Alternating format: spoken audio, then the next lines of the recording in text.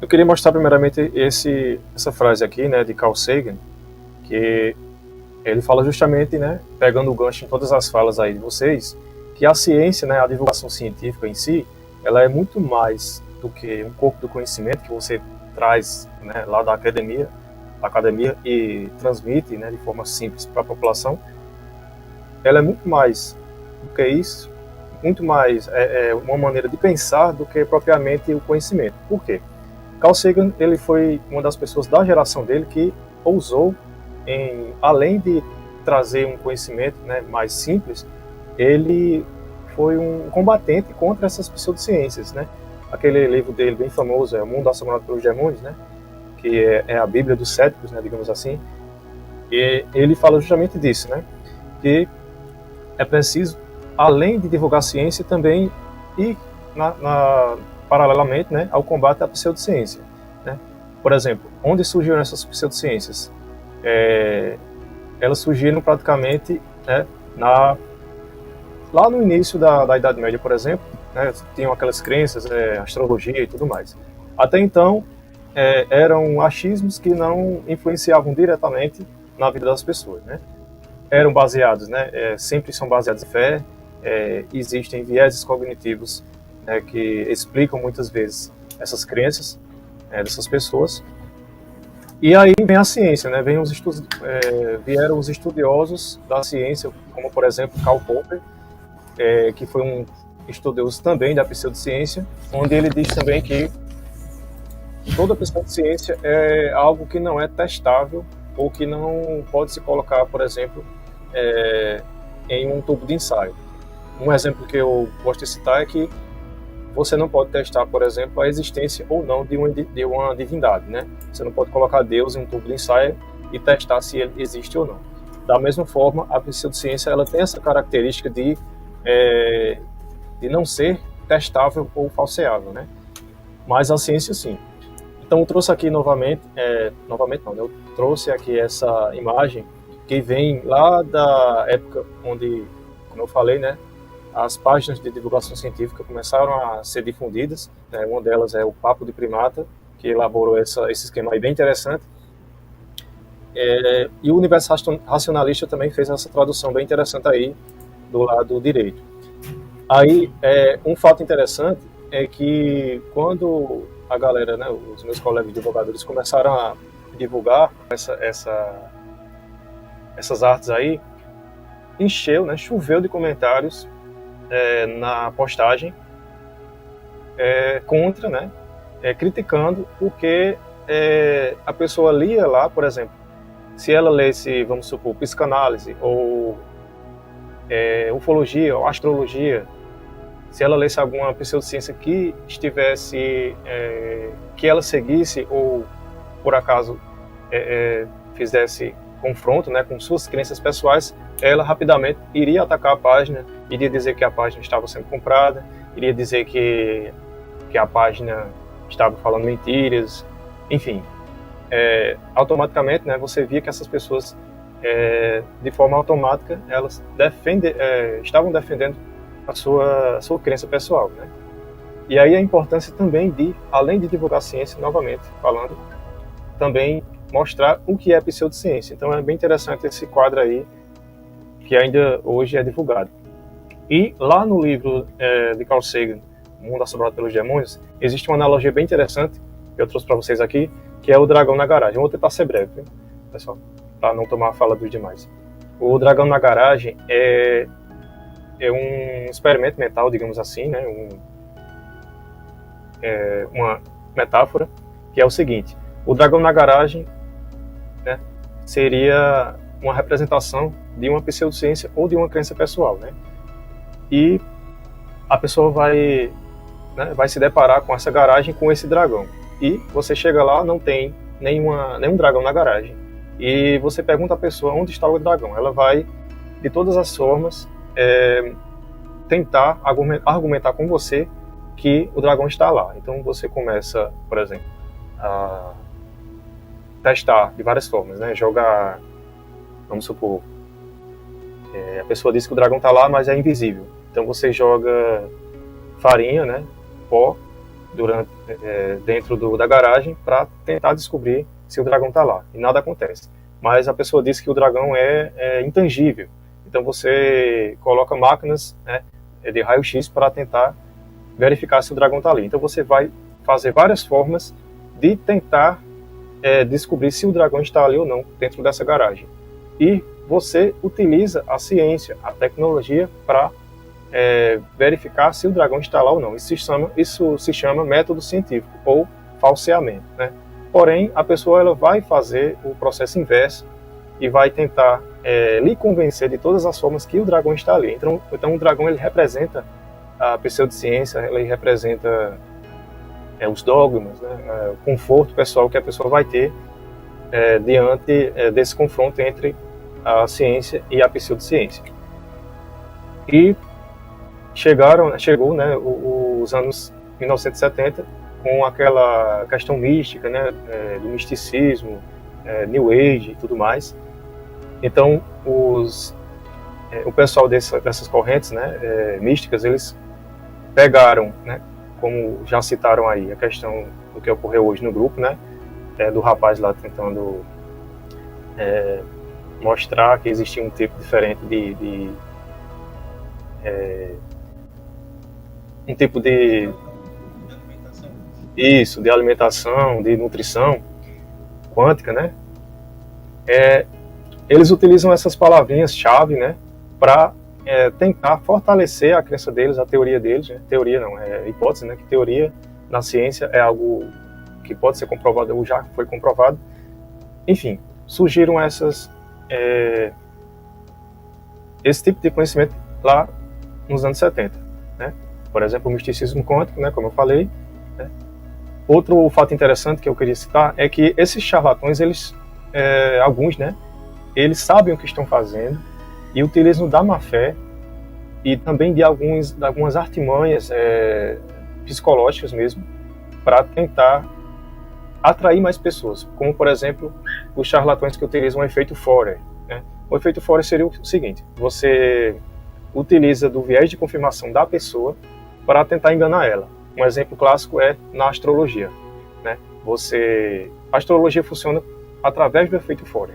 Vou explicar como ela funciona. Você tem lá, né, as previsões astrológicas, né, 12 signos, porém aquelas previsões são feitas para que qualquer pessoa de qualquer signo, né, se encaixe em qualquer época que você nasça e automaticamente você como se fosse um jogo de dados, só que um jogo viciado, entendeu? Então a pessoa que vai, né, que está pensando que vai sei lá, vai para uma cartomante, por exemplo, então ela vai ser enganada, né? Vai pensar que a previsão vai servir para o dia dela, mas é algo mais genérico, né? Vamos supor, seu dia vai ser bem interessante, porém você vai passar por uma situação complicada. Então todos os dias a gente passa por uma situação complicada ou situação interessante. Então a pessoa vai automaticamente pensar que a previsão vai servir para ela, né? Alguns livros também surgiram, né, que muitas pessoas ganharam dinheiro, né? Ainda ganham com venda de livros sobre o tema.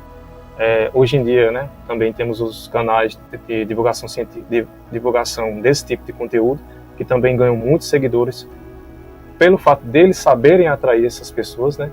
Por exemplo, um exemplo clássico é o de Rhonda Byrne, com o livro O Segredo, né? Foi bem vendido, foi best-seller.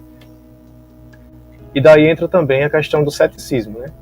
Você deve ter uma postura mais cética em relação ao que você tem que em relação ao conteúdo que você vai se alimentar na internet, né? Por exemplo, nas fake news que já citaram aí, os colegas citaram. Se você não tiver uma postura cética, você vai estar vulnerável a algumas fake news que porventura surgirem, né? E, infelizmente, a pandemia mostrou ao mundo a importância da ciência e a importância de ser cético diante das fake news, né?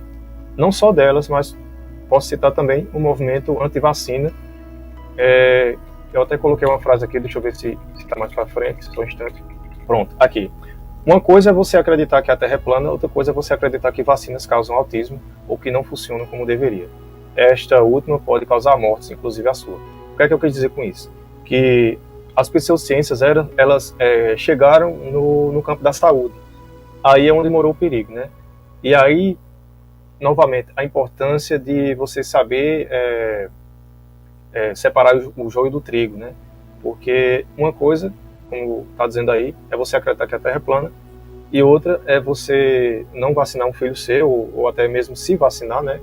Como as correntes de vacinação, de antivacinação estão aí, né? Muitas pessoas no mundo inteiro, inclusive no Brasil, estão deixando de se vacinar porque algumas pessoas de má fé, utilizando pseudociências e negacionismo, espalham esse tipo de notícia, né?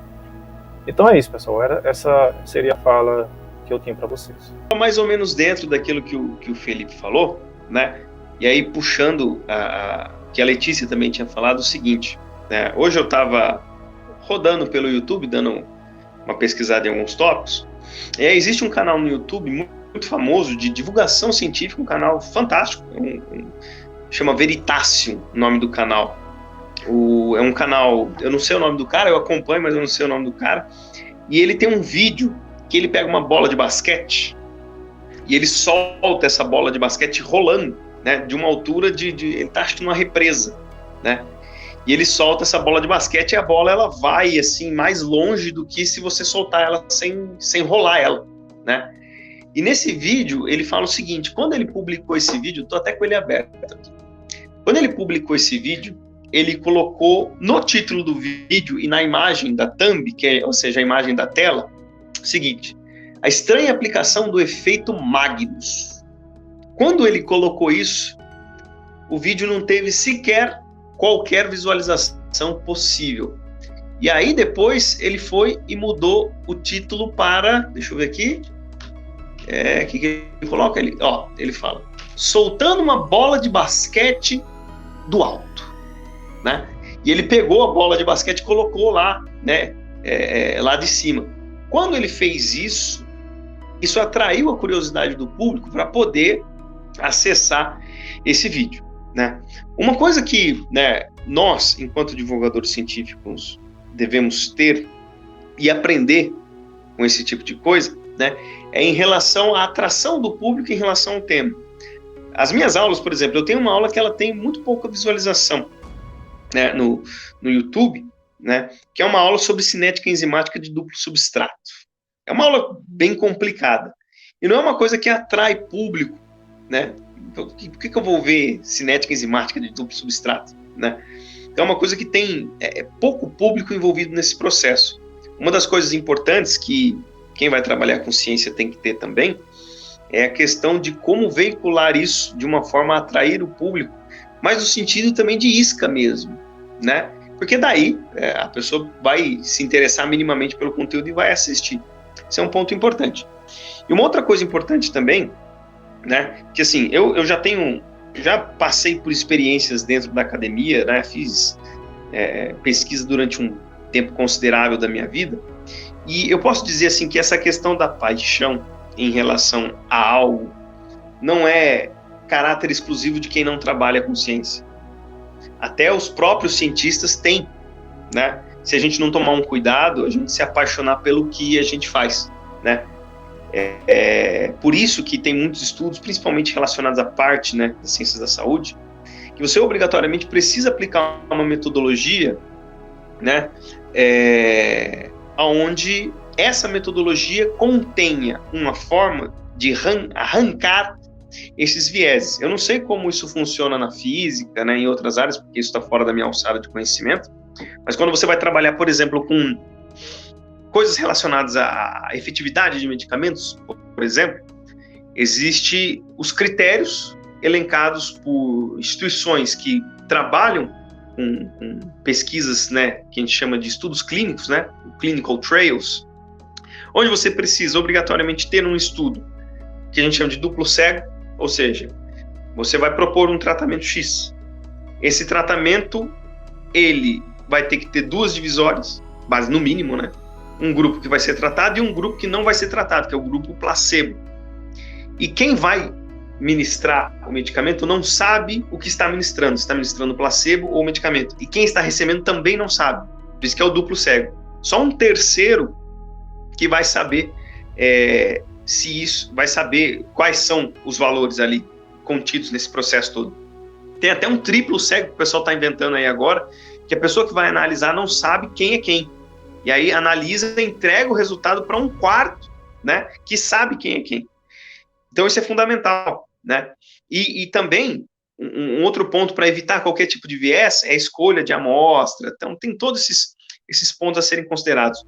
E quando você trabalha com um tema, principalmente com um tema já há muito tempo, né, e isso eu presenciei, né, no decurso aí da minha jornada acadêmica, que não foi muito curta, mas também não foi muito longa, né, eu não estou mais dentro dessa área, onde você mostra, né, que os resultados que foram conduzidos de um estudo vêm já seguindo um parâmetro errado já faz muito tempo e o pesquisador não aceita, né? E você mostra os resultados, ele cria todas as formas e mecanicismos possíveis para você tentar denegrir isso daí, falar que o resultado dele é o resultado ok. Uma coisa que aconteceu muito, isso com cientistas do mundo inteiro, foi uma contaminação com células HeLa, H-E-L-A. Acho que, se não me falha a memória, é HeLa. É um tipo de célula muito resistente. E houve uma contaminação num laboratório que fazia a distribuição dessas células. E por ser uma célula muito resistente, as pessoas compravam uma célula X, né? Só que no caso não era essa célula X, era uma célula HeLa, por exemplo, né? E eles publicaram resultados considerando que era um outro tipo de celular. Então, né, até refazer isso tudo, né, você vai lutar contra, né, o pesquisador que, puxa vida, né, publicou esse artigo, ele tem lá a amostra celular dele. Outros pontos também extremamente interessantes, né, isso aconteceu com o meu orientador do mestrado, ele comentando conosco, né, que ele tinha alguns modelos animais, né, ele trouxe esses modelos animais dos Estados Unidos para o Brasil para poder fazer alguns experimentos. E lá nos Estados Unidos ele teve um resultado. Chegou no Brasil, o resultado mudou completamente. E ele assim falou: olha, cara, eu mostro para vocês, lá nos Estados Unidos estava dando esse resultado. Até encontrar também isso levou um certo tempo, né? E ele ficou meio balançado, ele ficou chateado na época, mas ele conseguiu encontrar, né, essa variabilidade aí que foi contida, né, por conta do biotério. Tem uns lances assim só para situar o pessoal. Você tira um animal de um lugar e põe no outro. Você contamina ele com um conjunto de bactérias e fungos diferentes, né? E isso mexe no intestino do bicho e altera o metabolismo como um todo. E deu esse resultado significativamente variante, né? E foi uma surpresa, né? Mas até encontrar isso, e dentro da ciência também, principalmente se você for, né, em instituições que têm uma pressão gigantesca para você publicar artigo em revistas de impacto muito alto, né? Tem um artigo publicado no PNAS, não lembro que ano, que fala que de um período, né, acho que 2010 até 2014, 2015, o número de fraude científica aumentou exponencialmente, por conta que fraude científica de artigo publicado na Cell, na Science, na Nature, revistas de grande renome, né? Por conta dessa pressão também de fazer o cientista uma máquina de produção e não necessariamente um cientista, né? Já vi um cara comentando, né, num congresso, um professor lá, ele comentando, ó, Isaac Newton, Einstein, quem mais? Assim, pesquisadores de grande renome, eles não teriam bolsa FAPESP, eles não teriam bolsa CNPq, eles não teriam nada, né? Eles ficariam à mercê de tudo e foram grandes gênios que até hoje a gente coloca os aspectos das teorias deles, né? E a ciência, ela está contaminada também com esse viés de produção, e a pessoa, por estar inserido nesse sistema, isso dificulta muito, né?